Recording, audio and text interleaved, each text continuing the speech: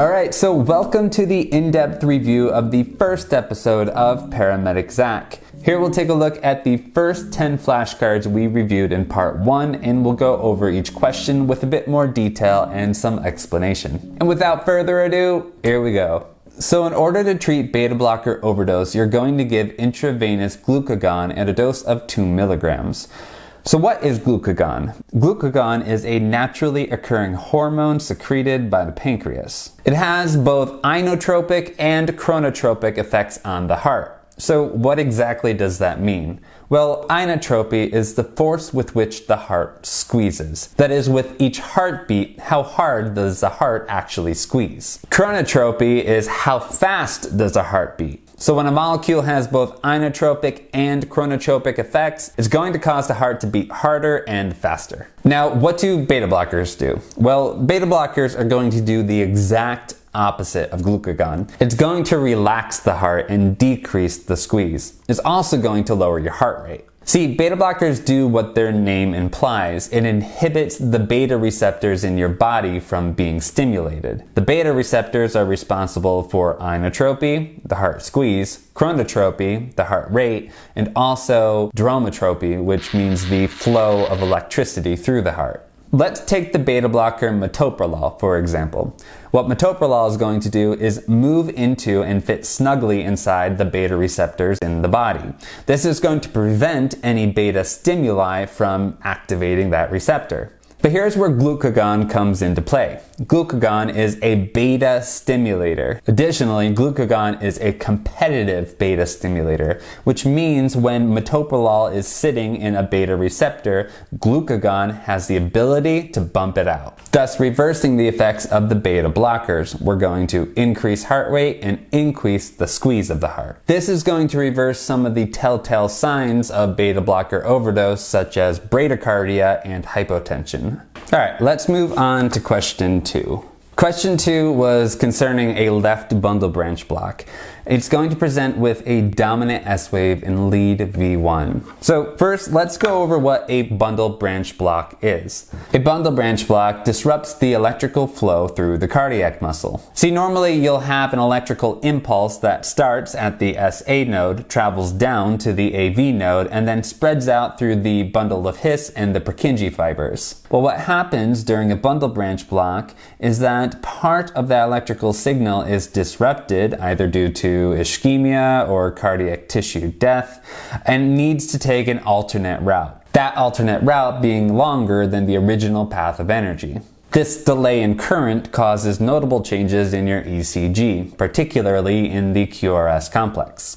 A patient with a left bundle branch block will have a wide QRS complex, that being a QRS complex that is greater than 120 milliseconds. This patient will also have a dominant S wave in lead V1, which is going to look a little something like this. Lastly, a left bundle branch block will present with a broad, clumsy R wave in leads V5 and V6, which looks something like this. So let's review. Our criteria for a left bundle branch block will be 1. A wide QRS greater than 120 milliseconds. 2. You're going to have a dominant S wave in lead V1. And then 3. You're going to look for a broad, clumsy R wave in leads V5 and V6. Lastly, we need to be aware that left bundle branch blocks are one of the most widely recognized STEMI mimickers. That is a 12-lead presentation that looks like a STEMI but really might not be. In order to actually find out whether or not these patients are experiencing a STEMI, we need to use something called the Sgarbossa criteria. In order to understand the Sgarbossa criteria, we first need to understand what concordance means. Concordance simply means that the QRS and the T wave are predominantly facing in the same direction. The first sign that you may have a STEMI with a left bundle is 1. Concordant ST elevation of greater than 1 millimeter in 1 or more leads, and 2. Concordant ST depression greater than 1 millimeter in any of V1 through V3. If both of these criteria are found to be true, then it's likely the patient is experiencing a STEMI on top of a left bundle. Okay, moving on to question 3. So if after endotracheal intubation you hear clear lung sounds on the right side and diminished lung sounds on the left side, what should you do? You need to pull back on the endotracheal tube 1 centimeter at a time until lung sounds return to normal on both sides. So the first point that I want to make here is that you always want to listen for lung sounds after endotracheal intubation to confirm that they're equal on both sides. The reason that they might not be equal on both sides or diminished over the left and present on the right is due to the anatomy of your pulmonary system. See, the pulmonary anatomy of the human body has the right bronchus, which branches off the trachea, more in line with the trachea than the left bronchus. So if you over advance the ET tube, then you're more likely to intubate the right bronchus rather than the left bronchus. Right main stem or right bronchial intubation can cause a whole host of problems, including high peak inspiratory pressure, hypoxia, and even a pneumothorax. So always recheck lung sounds when tube displacement is common, such as moving a patient. You want to make sure that chest rise is equal and you have clear lung sounds on both the left and right lung. If you don't and you're getting clear lung sounds on the right side, diminished lung sounds on the left side, start to pull back on the ET tube, which will get the ET tube out of the right main stem and back into the trachea where it can ventilate both the right and left lungs equally. All right, question 4. What is your adult intramuscular epinephrine dose? The answer here, of course, being 0.3 to 0.5 milligrams of a 1 in 1,000 concentration. So let's first go over when you're most likely to give an intramuscular injection of epinephrine. The most common being treating anaphylaxis. Anaphylaxis, of course, is a severe allergic reaction that can cause angioedema, which is facial swelling, hives, and difficulty breathing. Additionally, anaphylaxis can also cause hypotension. And here's where epinephrine really comes into play. Epinephrine is a naturally occurring neurotransmitter and hormone produced by the adrenal glands, which sit on top of the kidneys. Epinephrine has a systematic effect on the body. It affects the beta-1 receptors, the beta-2 receptors, and the alpha-1 receptors. Stimulation of the beta-1 receptors is going to increase both inotropy and chronotropy, that is, increasing the heart squeeze and the heart rate. Stimulation of the beta-2 receptors is going to lead to bronchodilation, improving the patient's respiratory drive. And then stimulation of the alpha-1 receptors is going to increase smooth muscle contraction, i.e. your blood vessels, helping to improve your hypotensive state. So this is how epinephrine is going to help. It's going to stimulate those beta-1, beta-2, and alpha-1 receptors, improving the patient's breathing and reversing any hypotension. Question 5. Name the anatomical locations of each lead on a 4-lead ECG. Again, the best thing that you could remember is the phrase whitey-righty. Always remember that your white lead is going to go on your patient's right side. So great, it's on the patient's right side. Where? The next phrase you're going to want to remember is snow over grass, which is going to tell you that snow, the white lead, is going to always go over grass, which is going to be your green lead. So now you know that your white lead is going to be on your upper right extremity and that your green lead is going to be on your lower right extremity. So that leaves you with your black lead and your red lead. And so the third phrase that you're going to want to remember is smoke over fire, meaning that smoke, your black lead, is going to go over your red lead, which is the fire. In other words, your black lead is going to go on your patient's upper left extremity and your red lead is going to go on your patient's lower left extremity. Additionally, depending on how you were taught, the torso placement of the leads might be more appropriate. All right, question 6. Name 3 rhythms in which synchronized cardioversion is indicated when the patient is hemodynamically unstable. The answers here are going to be atrial fibrillation, ventricular tachycardia, and supraventricular tachycardia. So let's first cover what cardioversion actually is. So cardioversion is a pharmacological or electrical intervention to convert an unfavorable heart rhythm to a more favorable one. Let's start with supraventricular tachycardia, or SVT. SVT looks something like this. Secondly, we have atrial fibrillation with rapid ventricular response, or AFib with RVR. AFib with RVR looks something like this. And then lastly, VTach or ventricular tachycardia looks like this. All right, let's take a look at SVT. SVT typically has a heart rate that's going to be greater than 150 beats a minute. It normally has a narrow QRS complex, and then the rate's so fast that the P waves are often hidden in the QRS complex. Lastly, SVT is going to be a very regular rhythm. It's just going to beat along on cue. AFib, on the other hand, is going to be a very irregular rhythm. In order to qualify for rapid ventricular response, AFib with RVR needs to have a heart rate that's greater than 100. It's also going to have a very narrow QRS complex. And lastly, it's going to have an excess of P waves which aren't conducting through to the QRS complex. Ventricular tachycardia is going to present with a heart rate that's greater than 100. Unlike SVT and AFib, it's going to have a wide QRS complex because it's originating from the ventricles. And as it's originating from the ventricles, we're not going to see any P wave. It's just going to be a series of wide QRS complexes. VTach, like SVT, is going to be a very regular rhythm, just beating along on point. So why are these rhythms considered bad? Well, the rapid and often irregular filling and squeezing of the atria and ventricles can cause a lack of adequate blood supplied to the body, causing perfusion issues, which would lead your patient to become quote-unquote hemodynamically unstable. In order to correct this hemodynamic instability, we need to get the patient out of the bad rhythm. Now, there are both pharmacological and electrical interventions that we can use in order to correct the bad rhythms. Take SVT, for example. Pharmacologically, we can administer adenosine with the hopes of slowing down the heart. The first dose would be 6 milligrams with a rapid saline flush, and the second dose, if needed, would be 12 milligrams with a rapid saline flush. Some systems also implement a third dose, again at 12 milligrams, but it depends on where you work. The saline flush portion of this treatment is really important. Adenosine has a very short half-life and is metabolized in the body rapidly to the point where it might not even get to the heart without having that saline flush before it decays. However, if adenosine doesn't work, the second thing we can do is electrical therapy.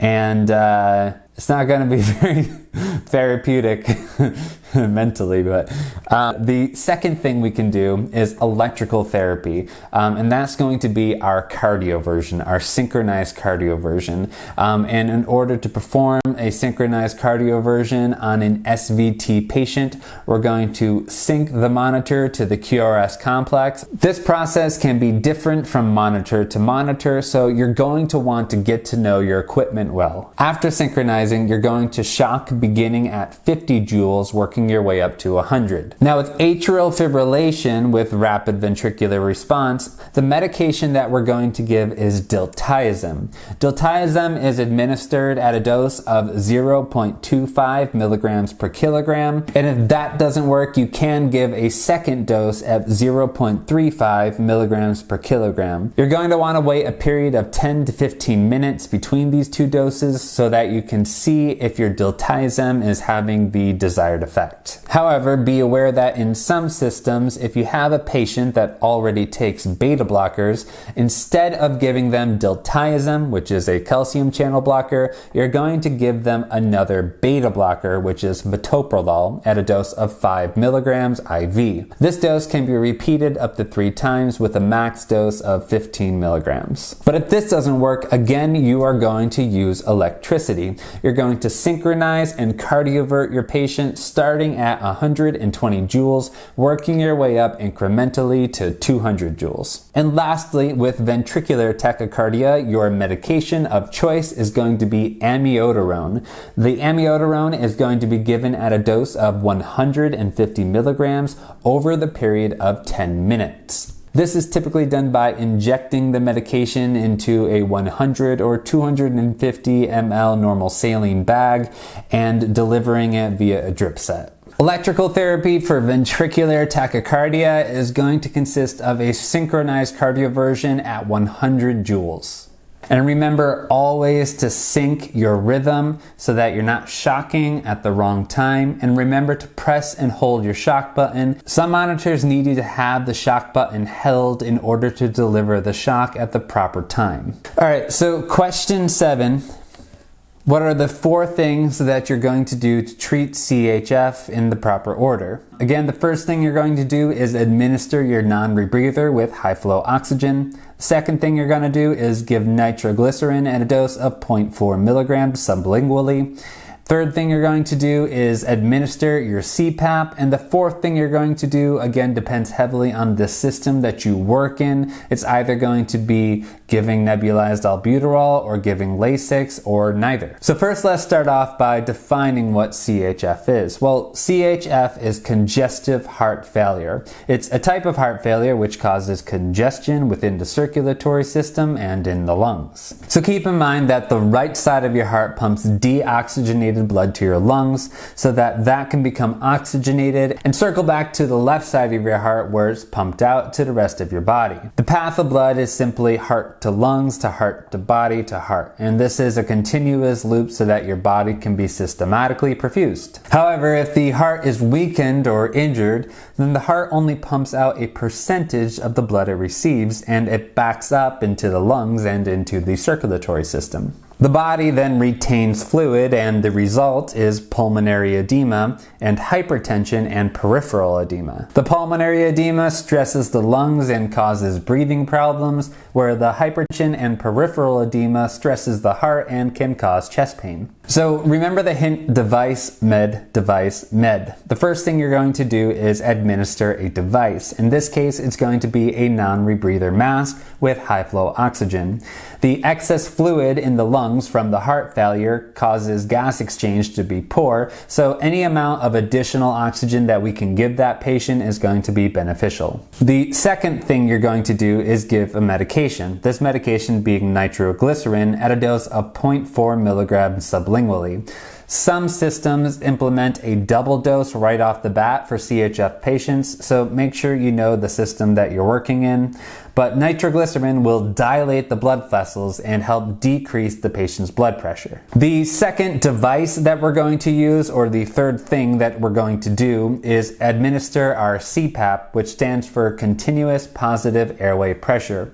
This pressure is typically at a pressure of 5 to 15 centimeters of H2O, and it helps push the excess fluid in the lungs out into the body, improving SpO2 and hopefully decreasing the patient's shortness of breath. Now, the fourth thing you're going to do, or the second medication you're going to give, will depend on the system you work in. Some systems implement nebulized albuterol as an inline treatment for CHF patients, but there's not enough research to conclude whether or not this helps or hurts the patient. Secondly, you may be asked to administer Lasix at a dose of 40 milligrams IV. Lasix is going to help remove the excess fluid in the body as it works as a diuretic, and the patient will pee most of it out. If you're using albuterol, the dose is 2.5 milligrams, and if you're using Lasix, the dose again is going to be 40 milligrams. All right, question 8. An infant who is less than 2 months old is considered febrile with a temperature that is greater than or equal to 100.4 degrees Fahrenheit. So babies do not regulate their own temperature very well. However, their metabolism is high, and metabolism by nature produces heat. So babies tend to run a bit hotter than the average adult. Additionally, infants have a higher temperature due to their body surface area to body weight ratio, whatever that means. Question 9. Name the breathing pattern. So again, this pattern is indicative of a brainstem injury. It's known as apneustic breathing, and it's characterized by a prolonged inspiratory period followed by a pause, and then a short, insufficient exhalation period followed by another pause. Apneustic breathing can result from a traumatic brain injury or a CVA. The injury must affect the part of the brainstem which controls respirations, the pons. Additionally, you might find your patient with apneustic respirations is presenting with posturing and fixed dilated pupils. So how can you help as a paramedic? Well, the answer is within your ventilation. Carbon dioxide is a cranial vasodilator, and both traumatic brain injuries and strokes can increase the intracranial pressure. The vasodilating effects of carbon dioxide can make intracranial pressure worse. However, we can control ICP with ventilation and by using end-tidal CO2 monitoring. The goal is to ventilate the patient at a rate which maintains an end-tidal CO2 of 30 to 35 rather than the normal 35 to 45. As CO2 is a byproduct of breathing, you can rid the body of excess CO2 by ventilating the patient faster. Question 10. So you're going to treat cardiac-related chest pain with nitroglycerin at 0.4 milligrams sublingually. You can give this up to 3 times to a max dose of 1.2 milligrams, as long as your systolic blood pressure remains greater than 100. And again, this number here can vary depending on the system you work in. I've seen as low as 90 to upwards of 120. So why nitroglycerin? Well, nitroglycerin is a vasodilator. More specifically, it's a coronary vasodilator. Chest pain is usually caused by an occlusion of one or more of the coronary arteries, which supply the oxygen your heart needs. So by opening the space around the occlusion, the blood can flow through and oxygenate the heart. However, be aware that dilating the blood vessels too much can cause hypotension, decreasing systematic perfusion. So make sure you keep your systolic blood pressure above 100. This is especially true when you suspect a right ventricular infarction or an inferior wall infarction. Both right ventricular infarction and inferior wall infarctions are notorious for causing hypotension. Alright guys, and that is it. That is all I have for you this episode. There will be many more, so if this helped you in any way, please subscribe and give me a thumbs up. Thank you for joining me and take care.